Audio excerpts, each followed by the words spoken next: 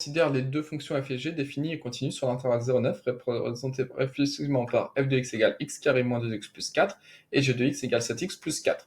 Donc d'abord la première question, on va essayer de trouver qui est f, qui est g. Donc là c'est sympa, ils vont vous donner qui est f, qui est g, mais on peut vous demander au bac d'identifier les fonctions. Donc on reconnaît g, c'est de la forme mx plus p, c'est une fonction affine g. Donc sa courbe représentative, la courbe représentative d'une fonction affine, c'est une droite. Donc là c'est g, c'était écrit, mais ils sont pas obligés de vous l'écrire. Donc Cg, c'est bien celle-là, la courbe de la fonction g. Parce que la courbe représentative est une droite. Et là, f de x égale x carré moins 2x plus 4, x au carré moins 2x, c'est une fonction polynôme du second degré. Et on sait que la courbe représentative, c'est une parabole. Sauf qu'ici, vu qu'on travaille que sur un petit intervalle 0,9, de 0 à 9, donc on a donc une partie de la parabole. Donc ici. Voilà, donc ça, c'est la courbe de la fonction f. Donc on peut vous demander d'identifier qui est f, qui est g. G affine, sa courbe, c'est une droite. F polynôme de second degré, c'est une partie de la parabole. Ok. Et donc la question veut déterminer la valeur exacte de l'air qui est située entre les deux courbes. Donc en fait, je vais colorier l'air. On veut la valeur exacte de l'inté de l'air, voilà, qui est en jaune ici. On veut cet air-là. C'est ça l'objectif final. Alors, comment on va s'y prendre? Comme les deux fonctions sont positives, parce que leur courbe est au-dessus de l'axe des abscisses. On sait que l'air, c'est donc égal à l'intégrale. Donc pour avoir l'air en jaune, on va réfléchir, on se dit, là on travaille les x, vont de 0 jusqu'à 9. Si on calcule l'intégrale de 0 jusqu'à 9 de la fonction g, qu'est-ce que ça représente graphiquement, vu que les fonctions sont positives? L'intégrale de 0 à 9 de la fonction g, c'est donc l'air entre l'axe des abscisses et la courbe de la fonction g. Donc si on calcule cette intégrale-là, hop, de la fonction g, on va avoir l'air que je assure en bleu. Voilà, on va avoir cet air-là en bleu. Donc ça, c'est l'intégrale entre 0 et 9, parce que les x vont de 0 jusqu'à 9, de la fonction g. Ça va représenter, voilà, cet air-là. Mais, et si on calcule l'intégrale de 0 à 9 de la fonction f, et qu'on soustrait les deux. Si on fait l'intégrale en bleu, moins l'intégrale de la fonction f, donc la fonction f, la courbe est ici. Donc l'intégrale de la fonction f, c'est donc l'air qui est en rouge, que j'assure ici, entre l'axe des abscisses et la courbe.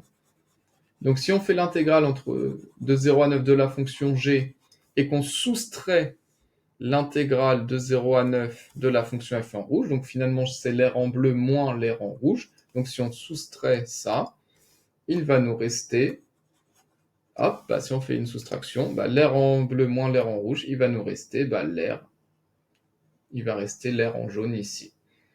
Donc en fait, on doit calculer l'intégrale de 0 à 9 de la fonction g moins l'intégrale de 0 à 9 de la fonction f, et ça nous donnera l'air en jaune ici. On y va, on va d'abord calculer l'intégrale de g, donc c'est l'intégrale de 0 à 9, donc de 7x plus 4 dx. Entre crochets, il faut mettre une primitive de 7x plus 4. Donc une primitive de 4, bon, 4x, parce que lorsqu'on dérive 4x, ça fait 4. Et là, on prend un brouillon 7x. On se dit, si à l'arrivée, j'ai du 7x, j'ai du x. C'est-à-dire qu'au départ, j'avais du x au carré. Donc on teste x au carré. Quand on dérive x au carré, ça donne 2x. Sauf que nous, on veut du 7 à la fin. Donc on se dit, par quel nombre on doit multiplier pour avoir 7? 2 fois 3,5. Donc 3,5 x au carré. La dérive, ça va donner 3,5 fois 2x. 3,50 fois 2, ça donne donc 7x. Donc une primitive, c'est 3,5 x au carré. On remplace tous les x par 9, donc ça donne 3,5 fois 9 au carré plus 4 fois 9, moins parenthèse. On remplace tous les x par 0, donc ça fait 3,5 fois 0 au carré. Bon, là, on peut aller vite, 0 au carré.